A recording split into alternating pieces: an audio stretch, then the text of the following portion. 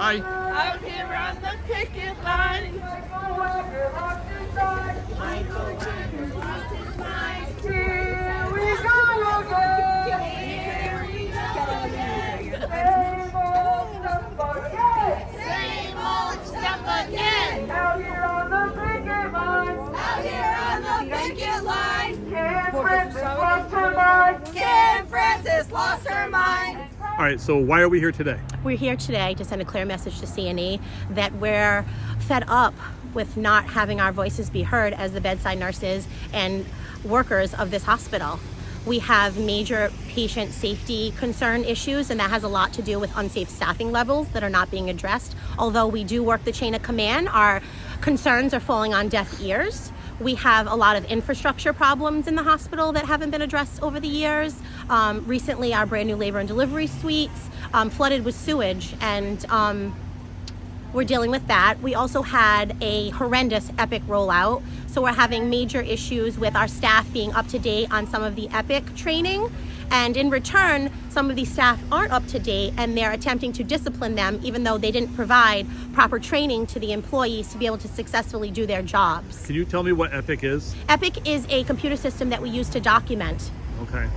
So you're using that, you're rolling that out, and they haven't given proper training to a lot of people. Correct. And then holding them accountable to training they never had. Correct. They, C&E likes to have profit over patient safety. So whatever they can do to keep the costs down, they do. They like to cut costs a lot. And sometimes when they cut those costs, what they're doing is they're not really helping to educate the staff that are using these systems to properly take care of their patients. Right.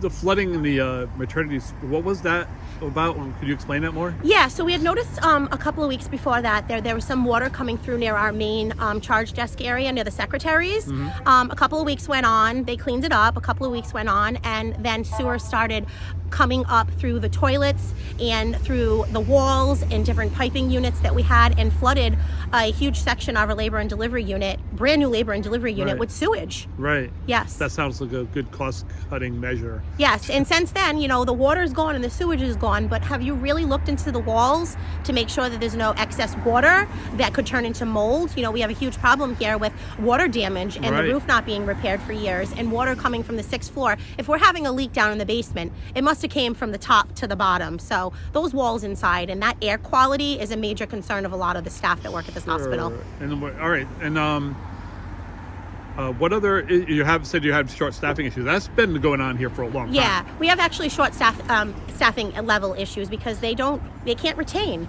It's hard to retain a nurse when you're not respecting her, not properly training her, and not giving her her dignity to become a successful, competent nurse. So we have a huge problem keeping staff because they find other jobs, places that they're going to actually get that learning that they need. We right, need to retain these staff. We need to give them their proper education so they can be successful. You've been here how long? 25 years. So you remember when this was a very different place, and yeah, these were not. And I think that's the most issues. Disheartening thing. Yeah. As someone who's been here for a very long time, I have seen this hospital come from a hospital that you could not get into. You needed to know somebody to get into here. It was a world-renowned hospital who appreciated its staff and served its community to the highest priority. I know. And what it has actually become is just a corporate greed, and they put profit over safety. And, if we're making this money and you're not putting it into the workforce for their education, right, and you're not putting it into the building infrastructure, where is this money going? Well, isn't a hospital really just people doing the work, and it's just a place where you happen to do the work? I mean, a hospital isn't a building. A hospital is the people who make it happen. Exactly. And it's hard to do our job if we're not provided the proper equipment, right, and the proper safety levels to adequately do our job. We all come to work and want to do our job successfully, and we want to give the patients the best possible that they can. But when you have a high blood pressure, for example, of a patient, and I can't find a manual blood pressure cuff for 2 hours, right, I'm now delaying patient care. We're talking preeclampsia, that kind of thing? Yeah. Yeah. Just proper equipment in general. We have a lot of computers broken, a lot of missing equipment, a lot of equipment. Epic came with these phones that are called rovers, and they're hooked up to the computer system. In the whole labor room and majority, I'm pretty sure 90% of the hospital, no training was offered until we brought it to the forefront and pretty much demanded a class. So what they did was they provided a little skill session that you could come in on your day off, not paid for, to learn the system that's connected to the computer that you need to document on. So if you're not putting the money into the facility, the workforce, or proper educating and training, where is this money going? Right. Well, we know where the money's going. Exactly. So we know that. Exactly. Is there anything else I should know? Like anything I didn't ask, or?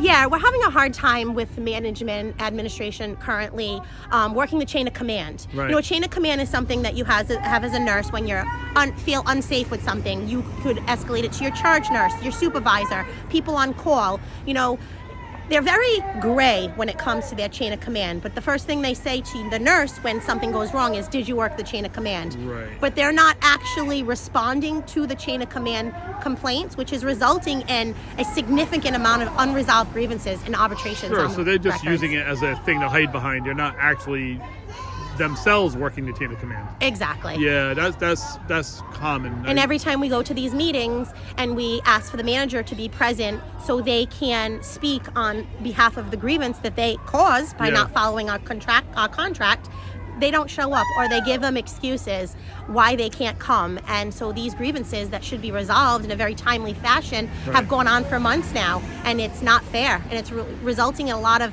extra time and stress when it's a blatant and also, like you said contractual earlier, violation. like turnover too. It's got to be Exactly. contributing. I mean, if you've got unresolved issues and you can get another job doing anything else, you're going to take it. Exactly. People are going to go to where they're going to get properly trained. You know, and we have such amazing retention. Oh yeah, right. And right. so people stay at a hospital because they feel respected. So once people stop feeling respected and you start just, you know, disenfranchising them and not properly training them, they're going to go other places to get that proper education. It's not going to keep them here. And like most people in Rhode Island, I think all my kids and grandkids were born here. They were. You know, every one of them. And it's like, and we always had the greatest treatment, and the nurses here were amazing. Doctors were fine, but the nurses here were amazing. Yeah, the nurses are the ones at the bedside. They're the ones doing the care. And they were there every time. And I love my job. We love our job. I don't want to go anywhere. Of course. I don't want to leave labor and delivery, but after 20 years there and the amount of extra work that is put upon each nurse in a lot of different aspects, it's a lot. It's tiring. We are physically exhausted. We are going 12 hours. Last Friday, we went all day, those nurses went. I think 16 nurses went 12 hours without having a lunch break.